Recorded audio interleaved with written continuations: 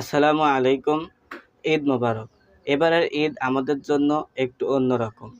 বাংলাদেশে আমরা শান্তিতে ঈদ উদযাপন করছি, কিন্তু আমাদের চারপাশের বাস্তবতা অনেক কঠিন। চলুন একটু গভীরে তাকাই। আমাদের দেশে ঈদ মানে আনন্দ, মিলন আর ভালোবাসার বন্ধন।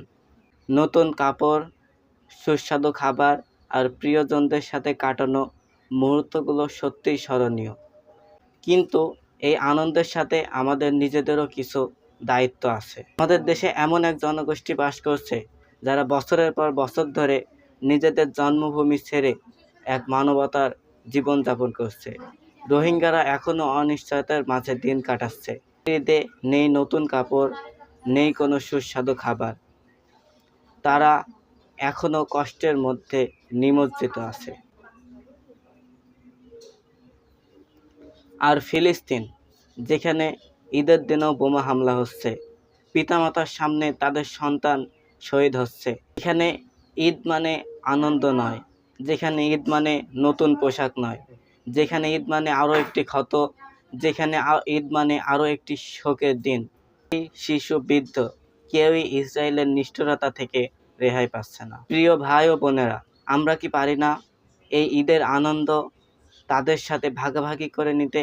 আমরা কি তাদের জন্য দোয়া করতে পারি না? আমরা কি তাদের জন্য সমাজে, দেশে, বিশ্বে সচেতনতা তৈরি করতে পারি না? আমরা যদি সত্যি মুসলমান হই, তাহলে আমাদের এই ঈদের আনন্দ শুধু আমাদের নিজেদের মধ্যে সীমাবদ্ধ থাকলে হবে না।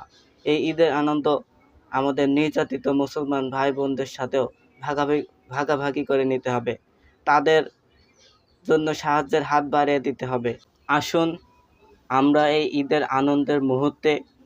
এই আনন্দময় মুহূর্তকে আমরা কাজে লাগাই এবং তাদের জন্য দোয়া করি, তাদের কষ্টের কথা বিশ্ববাসীর কাছে পৌঁছে দিই, তাদের জন্য সাহায্যের হাত বাড়াই। ঈদ হোক সত্যিকারের ভালোবাসা, সহমর্মিতা এবং শান্তির বার্তা।